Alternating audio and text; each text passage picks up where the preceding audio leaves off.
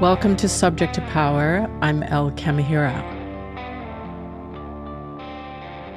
In the course of producing Subject to Power, I feel like I'm on a quest for information, puzzle pieces of facts, knowledge, expertise that can help me and us figure out how we came to create such phenomenal inequality between men and women. And in every interview, I'm always given so much more wisdom than I ever expect. And that was particularly true in this conversation with poet Usha Akella.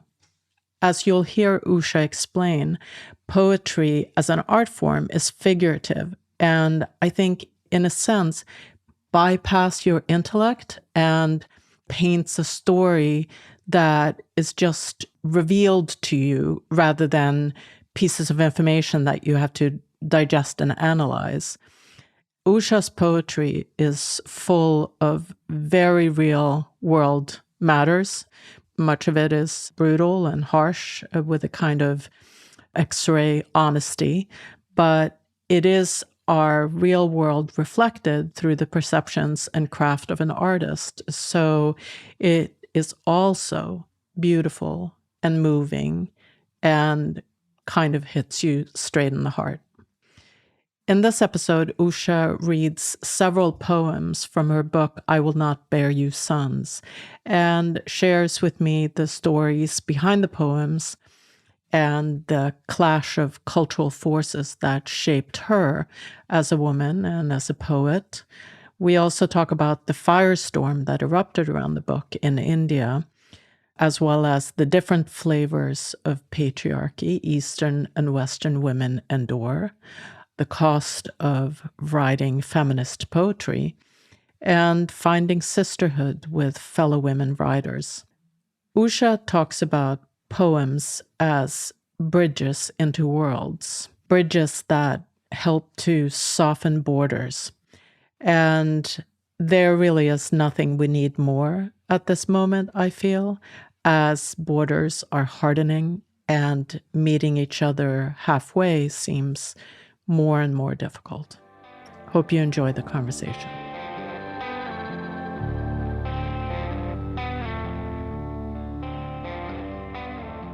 Thank you for coming on Subject to Power. I love your poetry. I think it's profound and beautiful and just contains worlds of politics and history and pop culture and beauty and nature. And so I can't wait to talk to you about your work. But I'm a documentarian by trade. And so I have this want to know the story behind the poems. And so I'm going to try to not have you explain everything, because I know that's not the point necessarily. I wouldn't mind that at all. I think I've always felt storytelling is so much part of poetry. And actually, storytelling is at the heart of every genre. And I think every genre just has an emphasis on how it does it. So for drama, it's dialogue. And for poetry, it's just through all the texture and poetic devices that it uses. But at the heart of everything, there is a story. And I think that would be such a nice new approach to chat about. I'm glad to hear that you're open to that. Okay, so I would love for my listeners to kind of get to know a little bit about your story, though. Your geographic journey is interesting. And so, so I'd love to know a little bit your journey to become a poet, but also your geographic journey. Okay. So if we have to begin at the very beginning, I was born in a little town in West Godavari district in Andhra Pradesh. Town is called Eluru. That's my maternal grandparents' town. Of course, they're no more. So that was in 1967, a very, very long time ago. And when I was 1, my parents went to Australia, to Melbourne, for a little while. So I was there for about 5.5 years. And when they were 6, they came to the South Indian city, Hyderabad. And I was there till about 27. And then I got married, immigrated to the US. First went to the East Coast, the Maryland, Baltimore area. After that, we moved to White Plains, not to New York City. And then in 2006, we moved to Texas and have been in Austin since then. And have you been a poet and written and published poetry for your entire, like... Yeah, I think so. I think it's a mystery why we gravitate to a certain form. For some reason, I think poetry has had its hook in me since I was really little. And I remember I was in the fourth grade, and my English teacher read a poem by Keats. And it was about this little boy who ran away to Scotland. And there was a lot of rhyme.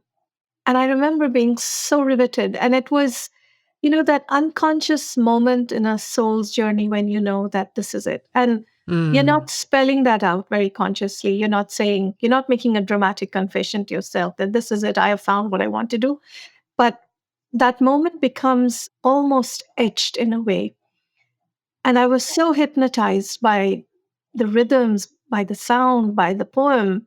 I went home, and of course, my first poem was imitative. It was very similar. It was not a boy this time, but I think a girl or a cat or something running away. But imitation is the beginning of creativity. That's where you begin. And from that point onwards, I knew. And my mother says when I was 8, I announced apparently I was going to be a poet. And that was unshaking from that moment onwards. Now, I ascribe some of that certainty to genes. I come from a Telugu family, and they're writers who write in Telugu. But I was the grand betrayer who went and did this journey in English. And I was at the receiving end of a lot of scorn. And, there are all these language dynamics in India, and English is always viewed with suspicion. It's the language of the other, it's the language of the colonizer. So English Sure. poets have had to apologize for many years and be defensive. But I think now no one cares anymore. We've absorbed that language as our own. We dream in it, write in it, we do what we want in it. And I think Aga Yeah. Shahid Ali called that the biryanification of English. I love that. And I think we've done all kinds of things. I mean, we've hacked that language to bits, we've pounded it and blended it and done everything possible. But I think there's been, interestingly, more experimentation in prose with English than with poetry for some reason. And actually, you would expect to see more of that happening with poetry as a form because so much of the emphasis is on language and linguistics. But I think just brilliant things have been done, in prose and English prose and by the fiction writers and so on. One of the things I find particularly compelling with your writing and your poetry is the travel that you've made from East to West and all of your reflections on it and how it comes out in both your language and observations and politics and feminism in particular. What do you attribute to that? I think this is just the occupational hazard of being a writer or an artist or a poet. You're just attuned to the world. And there's this the incessant search for the self is, I think, at the heart of mine. And while you're looking for this kind of utopian threshold, you have to address all the costumes through which that's expressing itself. Right. So I come from obviously a country with such a deep spiritual history and tradition. It's religion is inescapable. So the who am I question will filter down to you in some way or the other. Just when you're very young, the journey begins with this encounter of the self, with this divine or with this bigger thing out there, whatever name we give it, the mystery of life. I think it's inevitable when you come to India however it starts. It can start with you wake up in the morning and your parents are doing their religious simple rituals, lighting the lamp, chanting Sanskrit verses. On festival days, there are songs blaring through the loudspeakers. The streets around you are adorned. Religions are just publicly celebrated. It's inescapable, religion and spirituality in India. I mean, that whole spectrum from religion as ritual right to the most profound metaphysical questions. India's got this huge spectrum. You can enter wherever you want to on that whole thing. So, and geopolitics, as an immigrant, how do you escape that? If we look at the USA right now, I don't think of myself as a particularly politically educated human being, but neither am I completely ignorant. I can't be. How does one be ignorant geopolitically when the stories are coming closer and closer to home? You hear of someone whose visa is revoked. You hear of ICE. You read about the riots going on in LA right now. It's all around us. I mean, world seems to be, maybe the world's always been collapsing, and the poet's job is to savor in some sense and to capture that collapsing.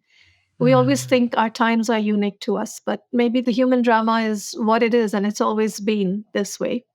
But we get to have a slice of it as long as we're alive in a particular way.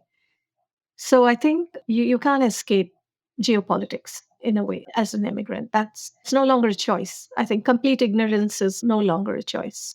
As I've traveled more and more, I just become so fascinated of the self versus the so-called other, and the Mm. bridges that kind of soften borders. That's what poetry helps to do.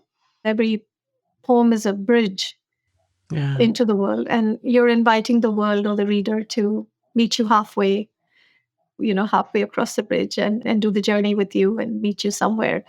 That's the nature of art. We create in solitude, and loneliness and aloneness, all that spectrum. And then the journey is not complete till that art goes into the world and is received by another heart. And then it becomes complete, when right now we're sitting here because of poetry. You and Yeah. I, this fantastic platform of Zoom or Boomcaster. But it's poetry that did that, between us right now. That's been the bridge. True. I wanted to also talk about, so aside from being a poet and writing and publishing, you also run an organization, Matwala. Can you tell me a little bit about what the mission of this organization is? Yeah. Sure. I'd always love to talk about Matwalas. The website is www.matwala.com. And it literally started in my living room with a very, very dear and I think magnificent poet and human being, Pramila Venkateshwaran. She lives in Long Island. And, poets do a lot of whining. We do a lot of writing, but we do a lot of whining. And we're always thinking that we need to be more visible than we are. And we shouldn't have been rejected so much. We've got enough of vanity there to think that we've been ignored by the world. This is a constant grind that just goes on. But there were larger concerns. And, every time we were picking up a literary magazine or we were looking at a journal, the visibility of South Asian poets just didn't seem enough compared to the increasing number of poets writing. If we looked at the university reading series, if we looked at poetry agents, some of them have absolutely no South Asian poets on their roster. Mm. I mean, now there are probably over 100 to 150 South Asian poets writing, I think. And so many brilliant ones, really. And I'm not just saying this because they come from my neck of the world, my woods. That's not it. But we said, so what do we do? And then, so in 2015, we launched it. It was a very, very lovely reading. It was fantastic. And that's how it began. And then we slowly moved it to the New York area just because Pramila was there and there were more colleges and universities we could tap into. And then we had COVID in 2019. The platform became online, Oh, I see. but marvelously so, I'd say, because we're able to tap into more audiences, much more. I think this online platform is fantastic for poetry. We miss the human connection once in a while, and I'm hoping that will happen sometime. And then typically, our programs include poetry readings, collaborative projects, spotlight readings, conversations, book launches, anthology celebrations, memorial readings, a new book showcase, a big community read, youth initiatives, Oh, and that's poets great. are doing poetry reviews for other poets. So that's some of the stuff that we do. We try to collaborate with educational cultural institutions, and that way it's satellite work. We go to campuses because we want to try and expose faculty and students to South Asian poetry. And our ultimate mission is to shift the canon. Oh, amazing. I would love to move on and talk a bit about your book, I Will Not Bear You Sons. What prompted you to write this book? I think very directly personal experiences coming from an ancient culture, also a patriarchal culture. And it was inevitable. And I think what is very ironic, the mystical traditions of India are all about freedom. Moksha, samadhi, these concepts, nirvana related, the Buddhist related, is all about freedom, freedom from conditioning, freedom from the lower self, and so on and so forth. And very, very transcendental, very, very lofty, and very cellular. And yet, the social structures are highly patriarchal. And we have a huge goddess culture in the country. Mm, And yet, that worship and devotion seems to be restricted to the temple and to the places of worship. Now, there are shades and shades within any culture. Patriarchy exists in the West, and we can see it by the amount of trafficking, for example, or the emphasis on looks.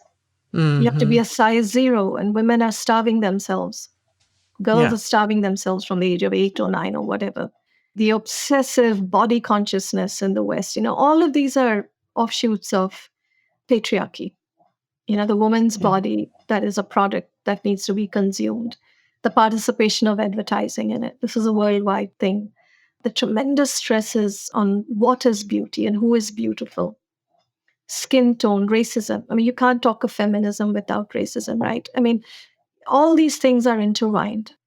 I've written very spiritual work because I've been very, very drawn to spirituality and very taken by those ultimate questions. Why are we here? Where are we going? And all of that. And India is very satisfying that way. It has many hypotheses you can veer towards and gravitate to, and methodologies and practice that you can experiment with and go with. But I wasn't prepared when I became a woman. I just wasn't prepared to how gendered reality was going to become.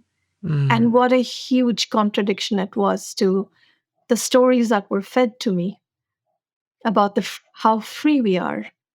And yet every day felt like a prison as I became a woman. mm, So feminism just became inevitable for me. There was no way I could be in this world as a poet if I couldn't write some poems for my sex mm. and to contribute to that fight, because the fight is very real. I don't know who said feminism is dead. It's just such a blatant lie. Not even close. Not even close. I mean, Yeah. it's horrific, the things Yeah. that are still happening. So I find that to be a fundamental duty. And I've had to sometimes deal with the ramifications of doing that, because it's very strange. People who see me as a spiritual poet, they Mm, almost think my feminist writing is some kind of betrayal to it. sure. So for some time I've had a quarrel within myself. Like, can I be a spiritual poet? And can I be a feminist poet at the same time? Mm, And then one fine day I resolved that. We are in the world, we are embodied, we may be spiritual beings, we are here. And as part of that whole journey, these are the things you confront. In the history of India's literatures, we have spiritual poets who are women. And that's a whole other kind of feminist writing.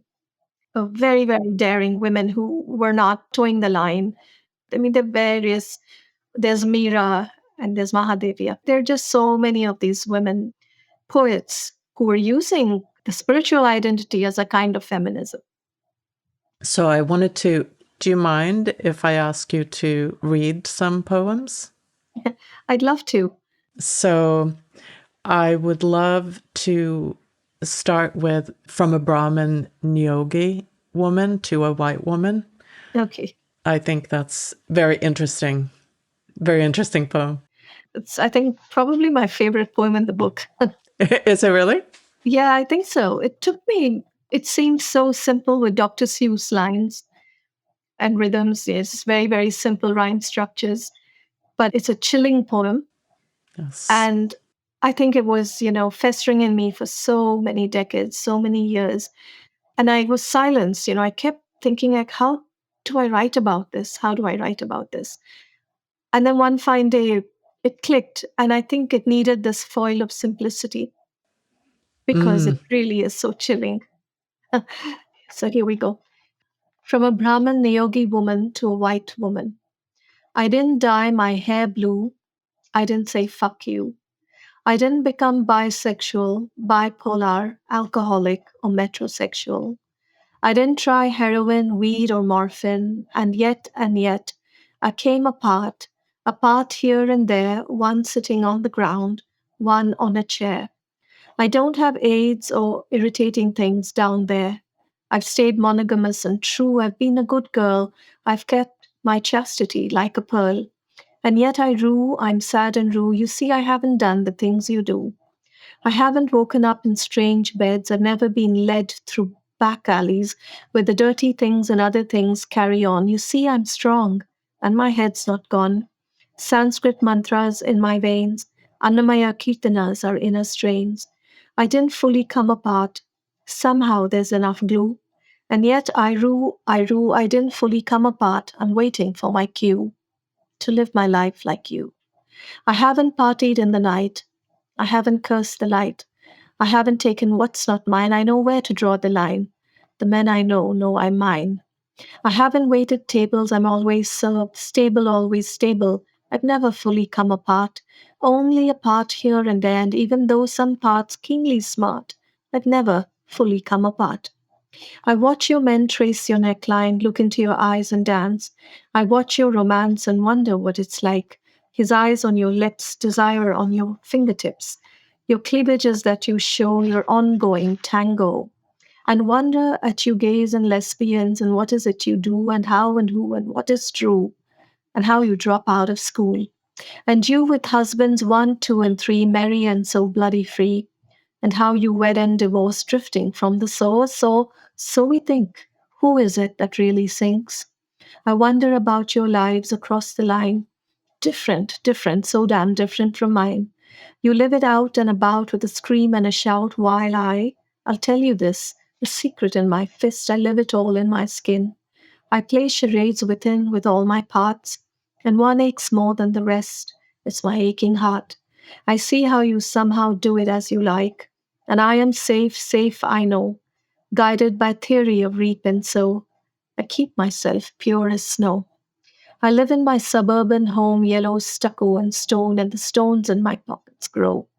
I stay within glass walls where duty and goodness call, tipsy on dharma, resisting booze, watching as they crack and break, watching Virginia Woolf inching to the ooze. Thank you. It is chilling. You're right. I'd love for you to talk a little bit more about what this means for you. I think it meant really, really everything. As I mentioned, it took so many years to write this poem because, in some sense, it was an unfolding poem the minute I landed in the US. And here I was encountering another culture. The distance from home gave me a view to look at my own self, to look at my culture, to look at my country, to look at the strengths, to look at the things that were eating me up on the inside, the ironies and the contradictions when the self is viewed in relativity. And we're not absolute in ourselves.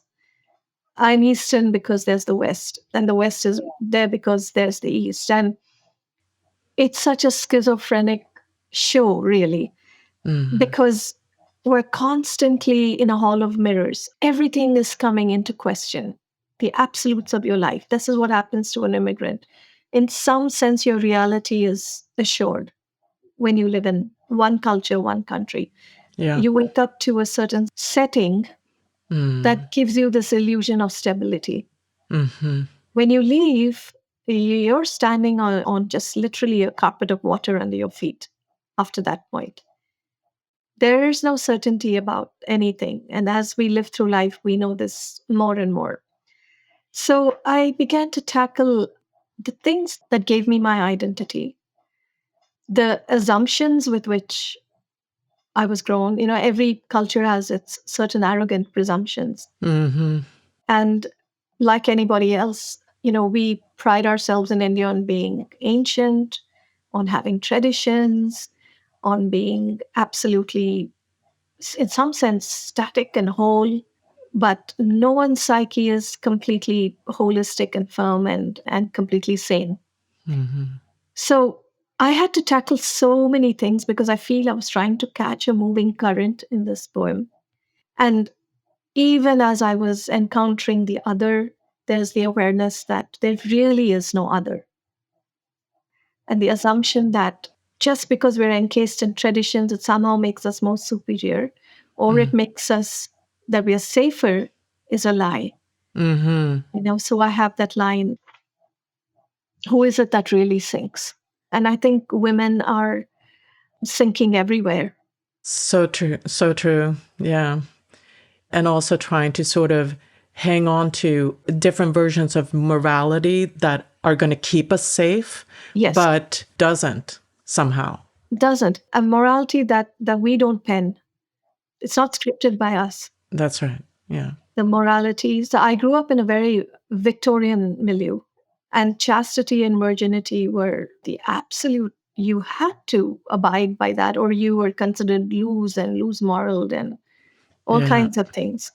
And absolutely hypocritical. I mean, the men could do what they wanted to do, but it's almost like your bride price was your virginity. Yeah.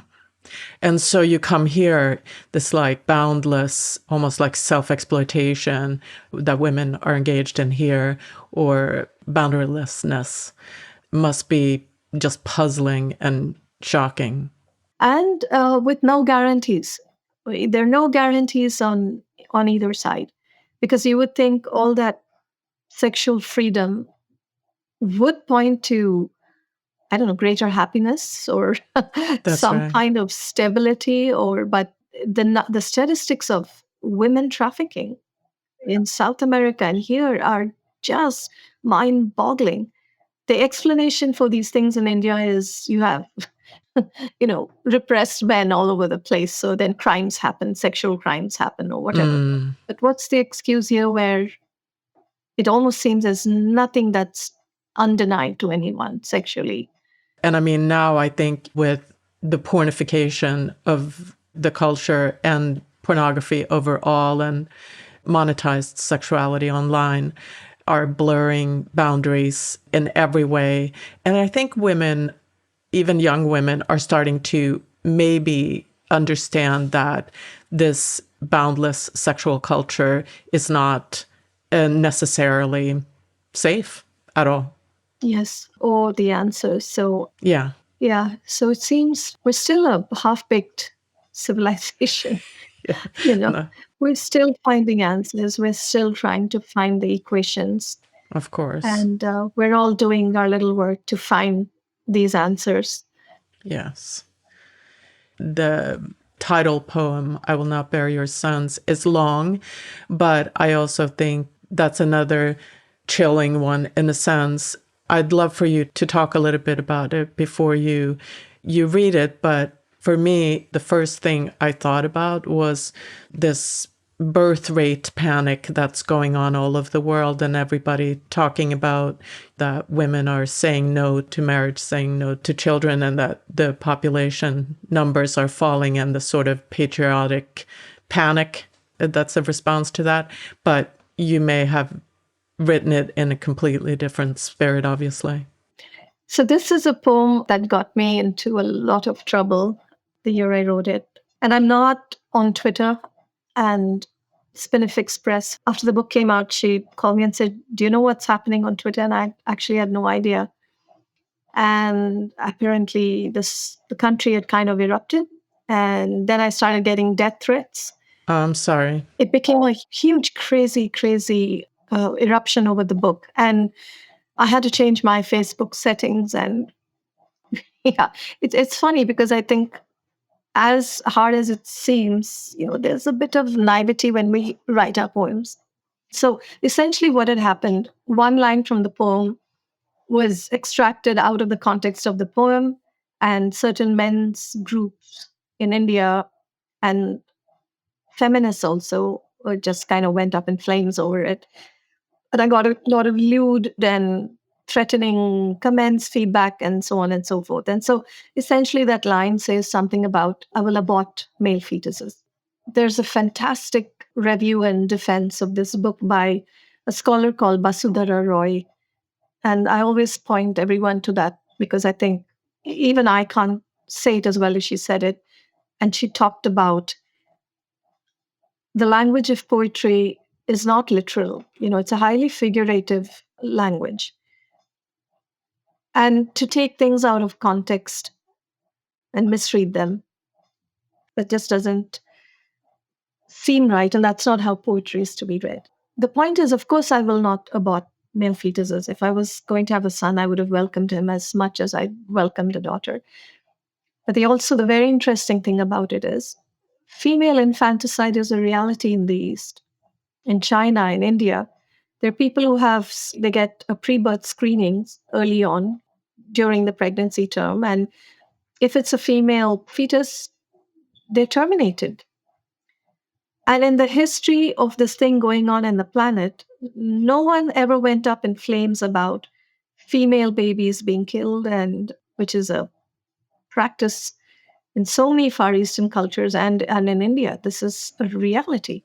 Yeah. And a line in a poem, I wrote a line in a poem about aborting male fetuses, taken out of context, taken out of the whole drama. It's a long poem. There's a story to it. There's a whole drama.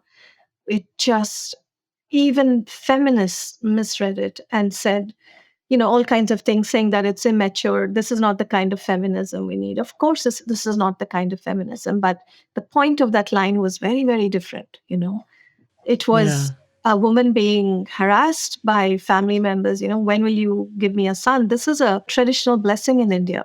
When you get married and you bow down and you touch the elder's feet, they say, may you have 100 sons, Yeah. right? And they're asking a woman to do this. They need a woman's womb to do this. So if an entire collective and a culture can make a demand out of a woman's womb, does she not have the right then to choose gender as is being asked of her? Does she not have the right to reverse that? That was the point of that line. Yeah. And in a world, like you just mentioned, in a world where you now have a gigantic surplus of males in India and China as a result of sex selective abortion and infanticide, and that's just completely normalized and no one bats an eye. Yes. I'm glad how, every movement evolves. In some sense, when I was hearing from feminists saying that this is an incomplete kind of feminism, I was glad to read that, because we're not talking about that the only way to make this planet habitable is to get rid of all the men. No, this is not what anyone is saying. That the whole point is the balance of power between both genders. This is Yeah. what we're working towards. And yes, so I in some sense, I was looking at the silver lining and all of that and said, it's just great to hear feminists talk and say, yes, this is not the solution. But that was not what I was doing at all. Even though, because you read that line literally, And took it completely out of the story. out of the story, and forgetting that poetry is a figurative language. It's not a literal form. Yeah. Can I ask if you have hesitations about reading it for those reasons? No, no, I can read. And I'd like to mention one thing. I think the drama that encompassed that book, unfortunately, I think it eclipsed so much that the book had to offer. Yes. This is the problem when something gets so dramatized, when it gets sensationalized. And I didn't write this book to be sensational. I wrote it because I was bleeding for years and I was hounded by questions like, how can, one half of the population by gender, by sex, be hated so much? Yeah. It came from such anguish. I never wrote that book with any intention of sensationalizing it. That would be so cheap, I think, as an artist, for any artist to think that they would aim to do that. And I think I work really hard, and You always hope every book is a bit better than than your previous one in terms of craft. So I wasn't really allowed to feel the pleasure that I had maybe achieved a little more from the previous book, and I worked so hard at it. So for some Yeah. reason, it's coming back, this book now in 5 years. I have another scholar in India who's writing a very long review about it. And then you reached out. And I think the book is coming back into focus for the right reasons now. That's great to hear. I'm so glad to hear that because it's a profound accomplishment, the book. I think it contains so much from past, present, history, politics, contrast between East and West, how we live as human, morality, not to mention the beauty of the poems, all of the craft, all of the incredible craft. Thank you, Elle. It's just so nice to hear that. Yeah. Yeah. So, is there anything else you'd like to say in terms of introducing the poem or? No, not. We read. Okay. And I showed the face of this poem to the world, saying, us. The women in his family cursed and spat and revolted and denied and said, who gave you permission to write of us? We splintered. Women turn upon women like scorpions in a basket. Yet we wonder why women's true destinies are denied. I stand alone, haggard as a crone, the poem in my palm. That is not in my hands. So let us speak of hands, women's hands, generations of hands, hands that wash pots with tamarind and mud and feed drunkards of husbands, hands that pen poetry and fire the guns, hands that write harvest paddy with the rising sun, hands that answer phones at call centers and stave off rapist hands of soldiers from both sides of a border, hands that cook and clean toilets and are stained with mehendi and say goodbye to lovers cleaved from their hearts because the beats resonate to different religions, hands that stoke husbands in the night and perform puja in the day, Manu's handmaidens, Sita's clones, the hands that carry the lap of tradition, the hands that light their own pyres and clench hospital beds and childbirths, the Savitris, bitches, Kalis, yoginis, and witches. This poem is in my hand, burning like camphor on my palm. This poem is the scream of every woman raped. Do not ask me if this is a true poem. Only be singed. Our oil feeds the flame. The flame is singing, the flame is dancing, the flame is shrieking. Oh, that's great. Thank you. No, thank you, Will.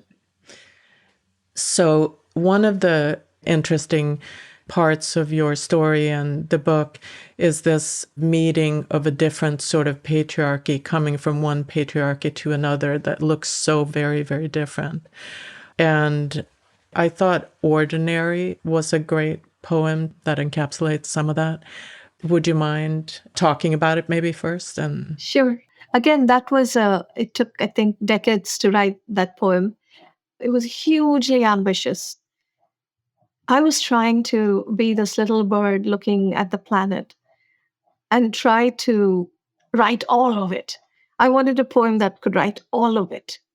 You know, the madness to which we live in a very schizophrenic world. yes. And social media and all these social platforms have contributed because we're buffeted by so much. You know, my growing up in Hyderabad was essentially, I think, it just seemed so quiet for years and years, even though I come from a very tumultuous culture.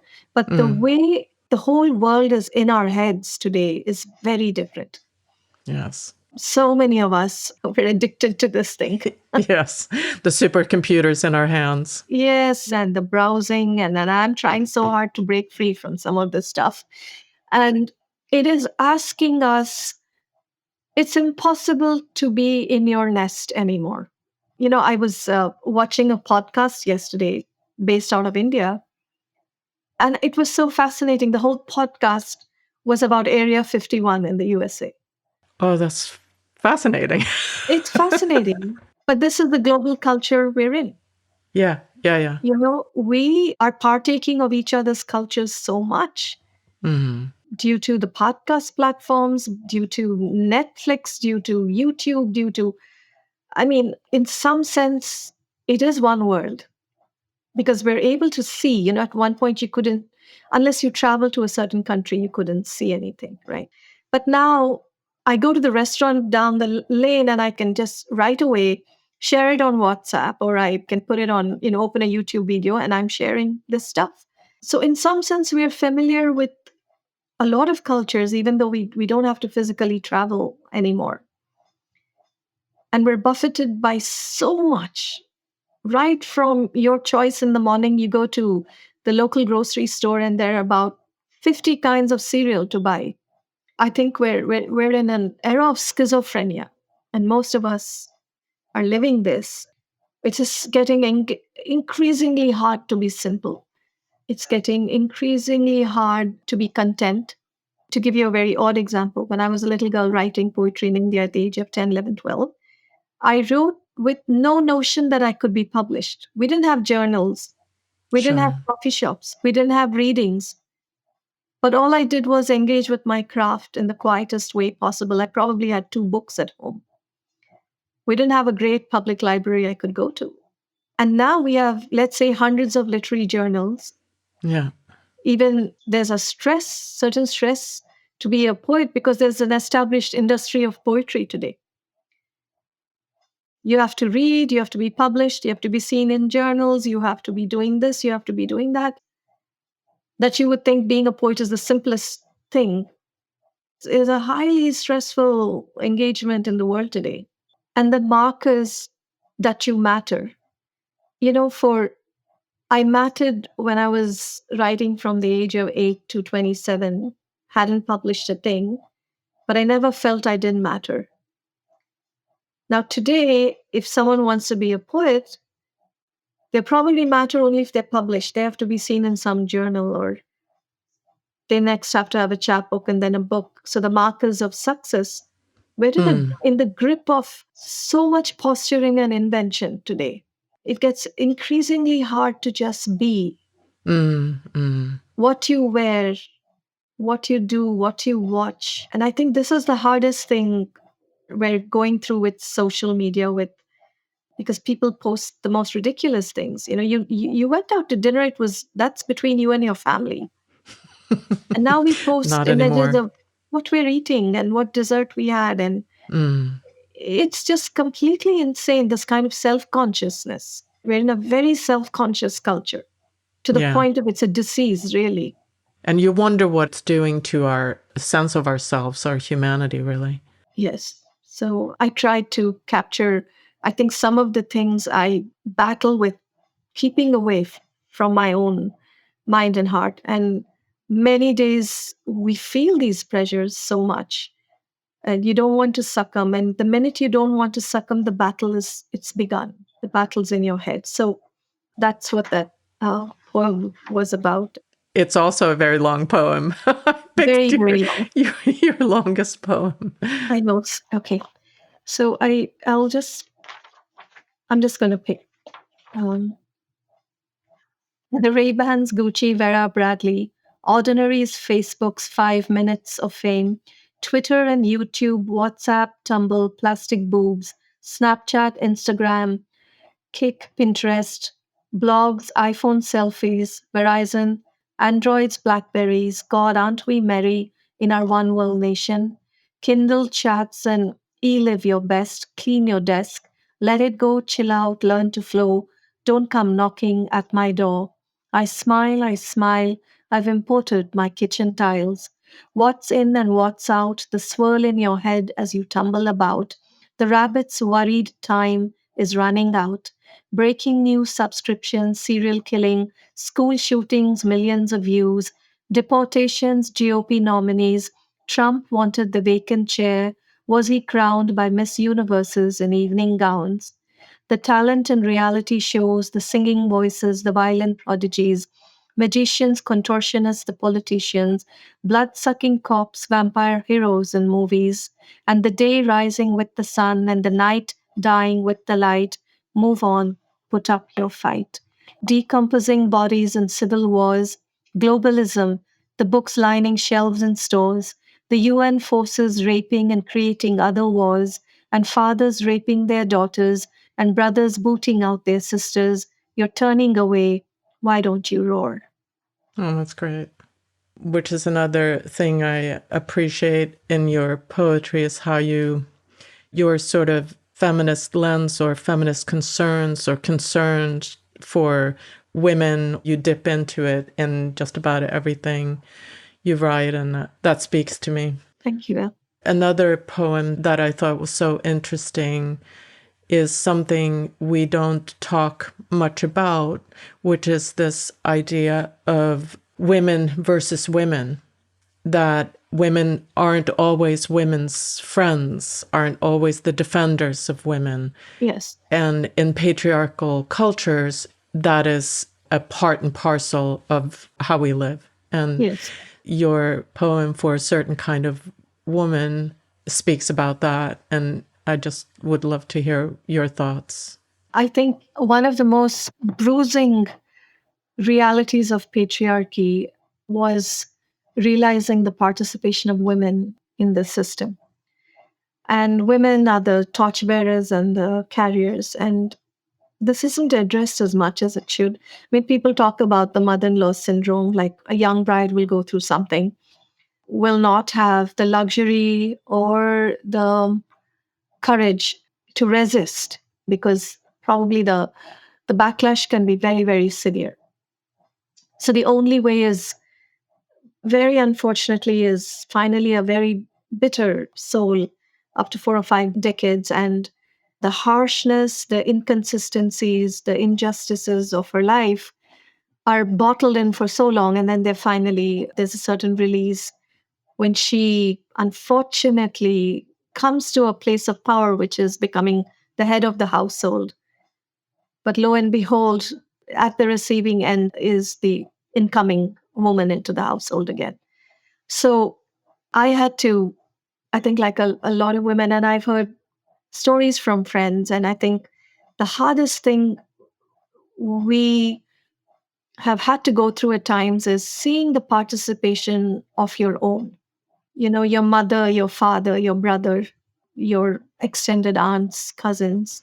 Mm-hmm. It seems like some kind of unsaid, horrific contract that will go into the torture of women on various levels or the rejection if you're not keeping to a prescribed norm and you're not doing the role playing as has been written in the script. And then it's just everything, everyone, the whole system comes down. It's like machinery that's so old and so ancient, it will come down on you. Yeah.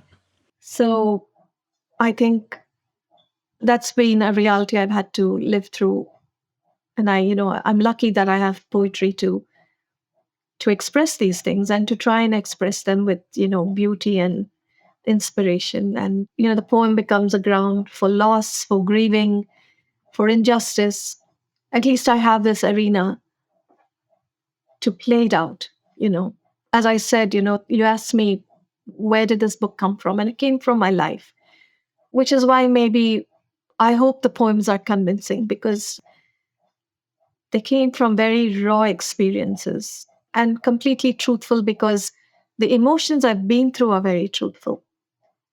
There could be another woman in India who could pick up this book and say, I mean, all this is rubbish. I had the most free and liberal upbringing.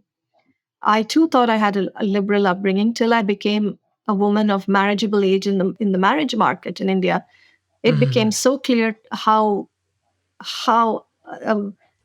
What your ultimate purpose was. yes, as prescribed by a certain culture. And the freedom that I thought I had was a complete illusion Mm-hmm. the minute I became a woman. It was possible as a girl. But when you became a woman of marriageable age, I think I was traumatized as things came crashing down. And the people around you were doing these things, and they were the executors of this thing. And these are women who are victims themselves, have not been able to free themselves. I was seeing patriarchy distort women around me. It was very simple. When you live in a community based society, you have to survive. Yeah. So the women will warp and change, and they're chameleon like to survive in those systems. Getting out is not an option in community based cultures.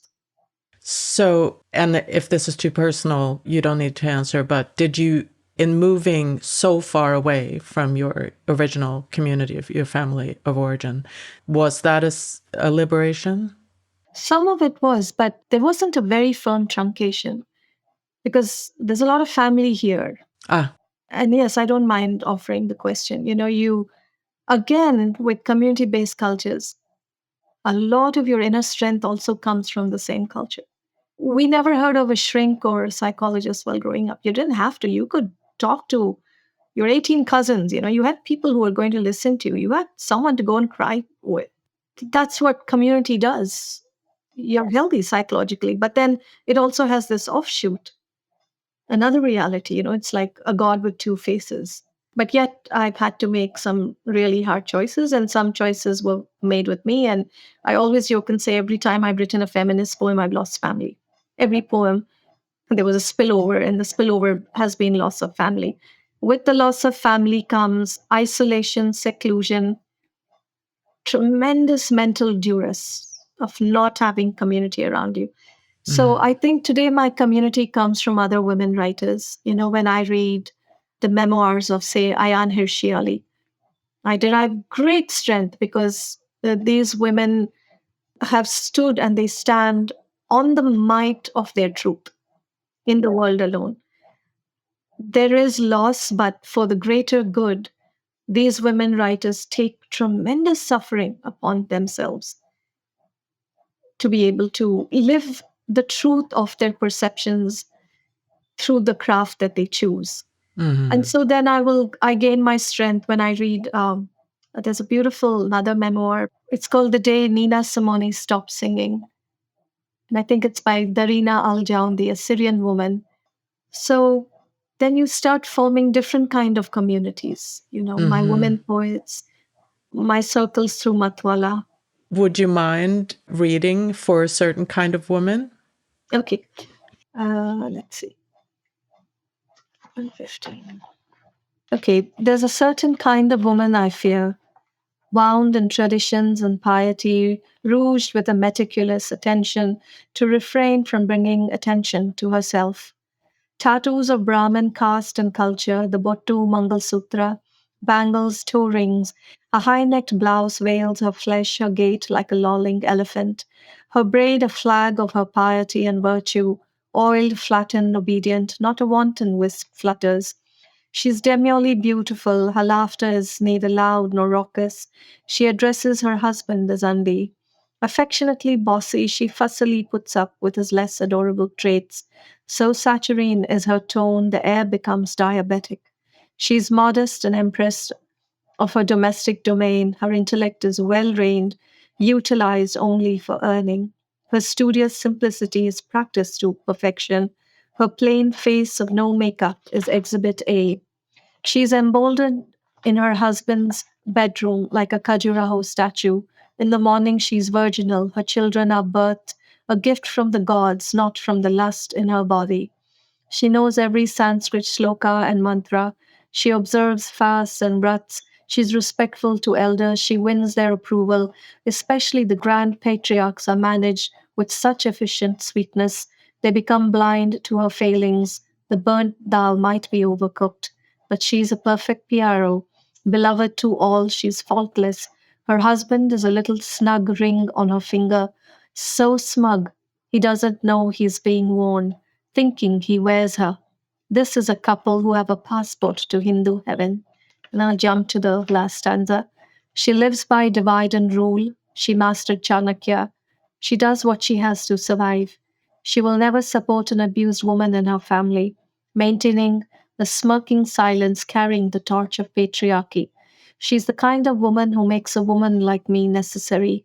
She's the kind of woman who does not deserve a line of poetry. So this is poetry saying it in prose as it is.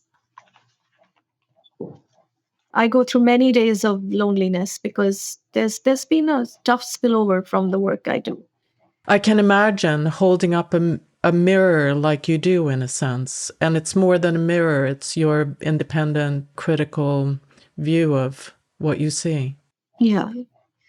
So, but if I ask myself the question, if I went back in time and I had to do the same thing, obviously I would do the same thing all over again because I'm exactly that person, you know. Yeah. You have several poems, shorter poems, about incidences across the globe, other sort of events that have happened. And if you can talk a little bit about the impact of those kind of events on your poetry and how you incorporate them in your thinking and art. Yeah, there are poems on, I think, from various cultures, issues in various cultures like foot binding, the Yes. witch hunts in Europe, forced breeding with the slaves, the African women slaves. So I go through a few cultures and address issues, terrorism, rape, just various issues across the globe. And I think that was, I think, very necessary because I wanted to make the point of the global reality of women's issues. Yeah.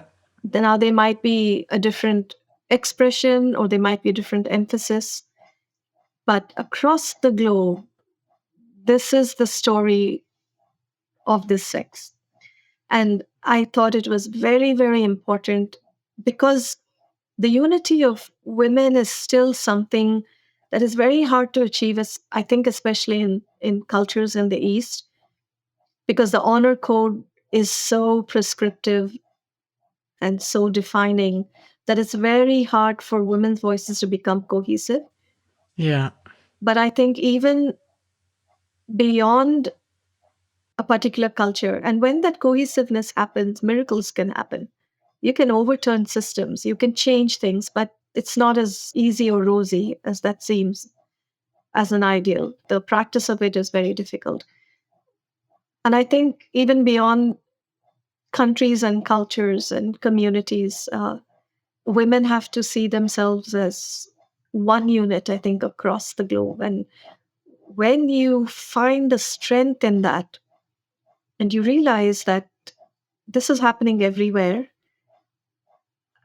somewhere I think it will embolden women to come together and fight. Yeah. So I wanted to make that point that I might be a South Asian, I might be Indo American, but at the end of it, I'm a woman, and even past that, I'm a human being. The whole point of these fights is if these things were happening to men, they wouldn't be right either, right? These Of become human course. issues of the human being, of the human condition. How do Yeah. we treat each other on the globe? And we might fail 100 times every day, but we have to keep rising and keep trying to treat each other better, you know, to treat Yeah. ourselves and to treat others better, even though we might fail because we are so brainwashed or we have to keep trying. Yeah. I feel like step number one in that keep on trying is that we have to be honest about what is actually happening, what women are made to endure. Yes, I think that it's very interesting. The process of peacemaking, the process of dialogue sometimes calls for very, very tough decisions, and some of those decisions are drawing boundaries. Women have a right to draw boundaries. They cannot be abused endlessly by anyone forever in a lifetime. Sometimes you do have to let certain relationships go. You have to say stop. You have to say no more.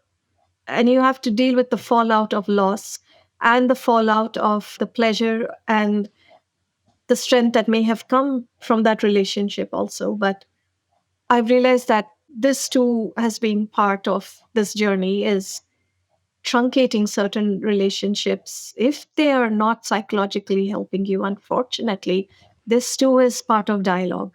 Mm-hmm. This too is part of peacemaking in a very different way. You can forgive, and we must forgive. We must try to build a better world, but no woman is obligated to be snubbed, rejected, abused, slandered, whatever, all the things that I've been through. I don't have to. We have the right to say no. We have the right to boundaries. Yeah. Well, thank you. I've kept you for an hour and a half, so that's a long conversation. But thank you so much for having this talk with me and for reading your poems and just going with the flow of the conversation. Thank you, Elle. It's just a very simple pleasure when, as a poet, you write a poem and someone likes it. It's just a very, very naive and happy moment. And so thank you for doing that. And thank you for paying attention to the book because, as I said, what happened with it was a bit unfortunate. It just got clouded in so much drama. And I'm hoping that I can resurrect it again and maybe this world can see the book also for because one thing you have to deal with as a feminist woman, the minute you say you've written a feminist book, everyone is like, Raven rant, here we go again. My fellow male poets and men's poets get embarrassed by it. They don't want to read it. You can see they're completely uncomfortable with it. And that's something we have to work with because you can't turn your back on a whole kind of writing because it's being branded as feminist. So therefore, it's seen in a certain light. Or trivialized. Mm-hmm. Yes, exactly. I do think the culture is shifting and feminism is also shifting. And I think we are, in a sense, as women across the world going through an awakening, I think through all this connectivity, a book such as this is completely aligned with that shift, actually. Thank you. Yeah. Thank you, Elle.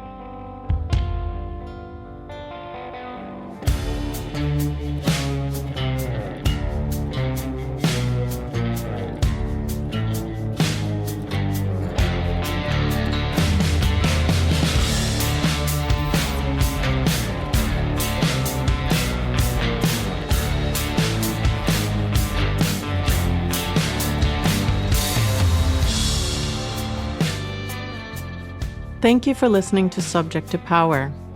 You can find the show online at subjecttopower.com or subscribe to the show wherever you find your podcasts. I'd love to know your thoughts on these conversations, so please drop a note on the website or find us on social media. The best way to support the show is to rate and review Subject to Power on Apple Podcasts. It really helps other listeners find us.